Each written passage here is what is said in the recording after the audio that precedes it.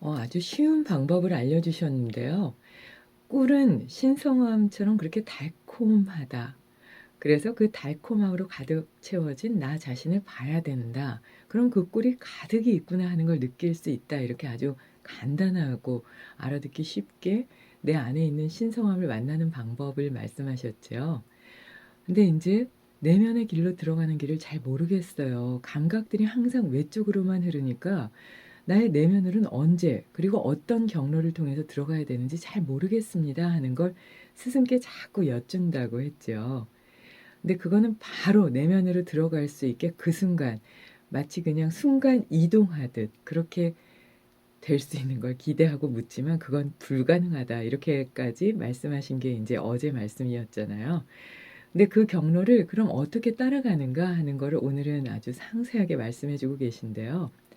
우리가 눈으로 보고 듣고 냄새를 맡고 하는 그 표면으로 올라오는 그 감각 기관을 내면으로 잘 거두어 들이기 위해서는 그 감각 기관이 일어난 그 길의 통로를 다시 되짚어 가면서 가면 된다. 이렇게 말씀하셨는데요. 부처님께서도 그 감각에 대해서 너무 집착하면 안 된다. 내면의 불성에 집중해야 된다. 하시면서 안으로 들어오기를 원하셨잖아요. 근데 밖으로 나가기를 권하는 어떤 수행자도 없지요. 근데 우리는 자꾸 바깥의 것을 기준으로 해서 돈이나 명예나 내 주변에 싸고 있는 상황이 나라고 생각하고 내 삶은 행복해 풍요로워 아니야 난 불행해 이렇게 보지만 그거는 그냥 외적인 거고 내면에 들어가면 모두가 다 똑같다. 이건 물리학에서도 얘기하죠. 겉으로 이루어져서 모아진 원소, 원자, 전자는 다 다른 듯 보이지만 실질적으로 그 끝에 가면 저기 있는 탁자나 내 몸을 이루고 있는 원자조차도 똑같다고 얘기하잖아요. 과학에서조차 그렇게 얘기하지만 우리는 그걸 믿기가 참 어렵죠. 오히려 우리 감각과 감정을 믿는데 그게 아니다라고 말씀하시면서 마치 뉴욕에 여행을 갈 때 지도를 갖고 이렇게 쭉 찾아갔다가 다시 그 지도를 갖고 갔던 길을 똑같이 되돌아올 때 내 집에 올 수 있는 것처럼 원래 있었던 고요함, 원래 있었던 불성으로 들어가려면 그렇게 외적으로 나갔던 마치 뉴욕에 여행을 가듯 밖으로 여행을 갔던 그 길을 거슬러서 하나하나 세심히 살피면 내면의 고요함과 불성으로 도달할 수 있다. 이렇게 말씀하셨잖아요. 그러니까 세심하게 하나하나 내가 어떻게 외적인 것들을 선택하고 있는지를 알고 있어야지 되짚어 올 수 있으니까요. 하나하나를 잘 이렇게 되짚어서 살펴봐야 될 것 같아요. 그래서 유식학에서 얘기하는 구사론에서는 그 감각을 볼 때 눈 안에 눈썹이 들어가면 악 하면서 소리내고 통증이 있을 만큼 아주 민감하게 보잖아요. 그렇게 봐야지 내 손 위에 눈썹을 올려놓고 그 무게감도 없고 털어도 모르는 그 정도의 무감각함으로 보게 되면 깨닫기 어렵다 하는 그 내용이 현성품에 나오죠. 그 내용과 맞닿아 있는 게 아닌가 싶거든요. 그래서 우리가 외적인 것을 선택할 때 내면으로 다시 돌아올 걸 꼭 기억하면서 조금 더 세심하게 살펴야 될 것 같습니다. 계속해서 수아미 베다의 쿤달리니 만나보겠습니다.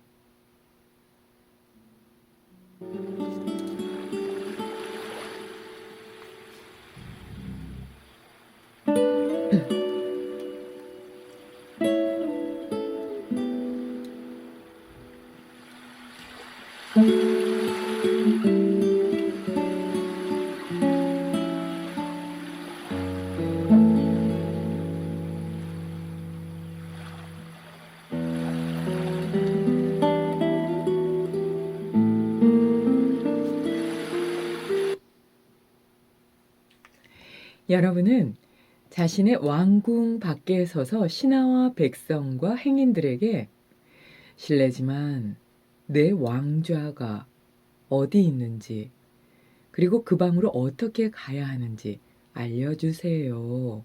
라고 묻는 우스꽝스럽고 어리석은 왕과 같습니다.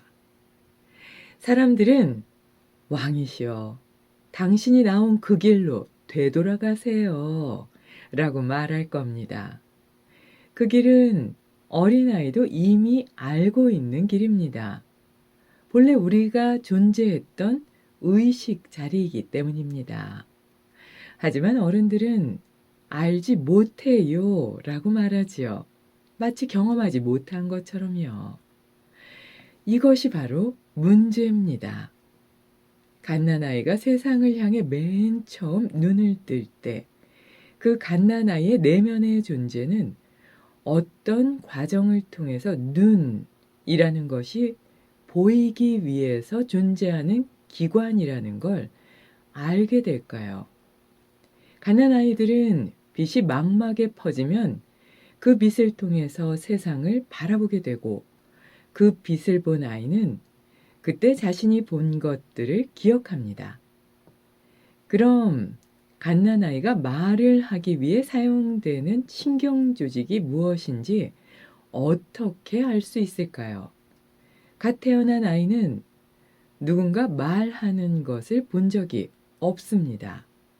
아이는 사람들의 소리를 들었지만 실제로 말이 소리가 되는 과정을 본 적이 없었던 것입니다. 그런데도 불구하고 아이들은 자연스럽게 말하는 경로를 배웁니다. 사람들이 어떤 도시를 탐험하는 것처럼 아이들은 그의 몸을 탐험한 후 적합한 마음이 담긴 통로를 따라서 자신의 혀로 가져올 마음속의 생각을 통해서 그렇게 말하는 경로를 배우게 됩니다.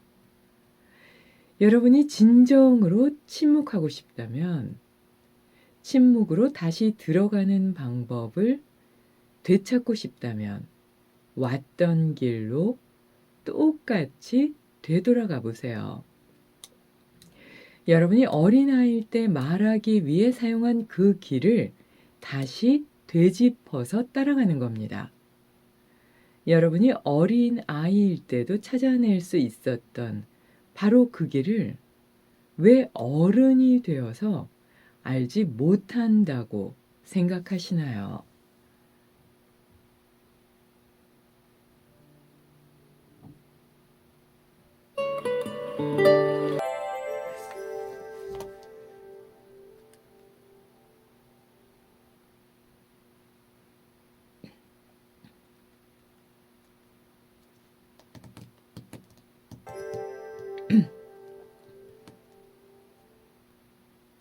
케냐 관현악단의 연주곡 회색의 눈동자 들으셨습니다. 점점 얘가 재밌어지죠. 뉴욕에 갈 때 지도를 가지고 가서 그 길을 따라갔다가 그 길을 따라오는 것처럼 내면으로 들어오면 된다 이렇게 말씀하셨고요. 내면의 고요함은 그렇게 찾으면 되는데 그럼 침묵은 어떻게 참습니까? 그랬더니 말하는 데는 한 5, 6년 걸리지만 침묵하는 데는 70년, 80년, 올생에 다 못할 수도 있다. 이런 말이 인도에서는 전해지거든요. 그러니까 침묵이 그만큼 어려운데 침묵하는 길도 그와 똑같다. 이렇게 말씀하시면서 왕이 왕궁 밖에 서가지고 자신의 신하와 백성, 행인들에게 실례지만 제 왕좌가 어디에 있는지, 제 자리, 왕이 앉았던 그 자리는 어디에 있는지, 그리고 어떻게 가는지 좀 알려주세요. 라고 물으면 사람들은 어리석다 이렇게 생각하면서 왕이시여, 당신이 나온 길로 그대로 되돌아가세요. 약간 이런 투겠죠? 그렇게 말했을 것 같아요. 참 한심하다. 우리가 저 사람을 믿고 살아야 되나? 뭐 이런 마음일 것 같아요. 근데 이거는 누구나 다 이렇게 얘기한다. 이미 알고 있는 길인데, 자기가 살았던 그 왕좌를 찾아가지 못하는 왕처럼, 난 몰라요. 어떻게 침묵하나요? 라고 말한다. 그렇게 하면 안 된다. 이러시면서 어린아이 때 한번 생각해 보자. 라고 말씀하셨는데요. 어린아이들은 원래 말을 전혀 못하는 침묵의 상태였다가 사람들이 말하는 걸 듣고 마치 지도를 따라가듯 몸을 이렇게 잘 되짚어가면서 아, 이렇게 말하게 되는구나 하는 경로를 타고 말을 배우게 된다. 우리도 그 경로를 다 배워왔다 말씀하시면서 그 경로 그대로 반대로 가게 되면 자연스럽게 침묵을 하게 되니까 이미 원래 있었던 그 자리로 가는데 왜 그 길을 모르는가? 어린아이처럼 되어라 라고 말씀하셨어요. 그러니까 어른이 되어서 내 판단이 맞아. 이건 이 정도는 해야 되고 이런 말은 해야 되는 거 아니야? 라고 당연시 얘기하는 그것이 이제 이미 문제가 된 것이죠. 이거는 정신분석학의 락강에서도 그 언어화되는 것에 대해서 얘기를 하고요. 현상학에서 후설이나 메를로 뽕띠 같은 분들도 이게 언어화시키는 것에 한계가 있다고 서양 철학에서도 얘기를 하는데도 불구하고 수행을 하고 부처님 불법을 믿는 우리도 참 어렵지요. 근데 절에 가면 다 써 있죠. 침묵이라고. 근데 침묵을 못하는 이유를 어렸을 때의 그 순수한 마음으로 되돌아가면서 '난 잘 몰라.'라고 생각하면서 그렇게 간다면 어리석고 '내가 부족하고 잘못 알고 있을 수 있어.'라는 생각이 있다면 말을 많이 줄이게 될 것 같거든요. 그 방법대로 한번 침묵의 세계로 여행을 갈 수 있도록 그렇게 마음의 지도를 잘 찾아서 들어가셨으면 좋겠습니다. 저도 꼭 한번 해 보려고 합니다. 음악 듣겠습니다. 김동석의 바이올린, 이호성, 이수영의 기타 연주로 아름다운 시간 듣겠습니다.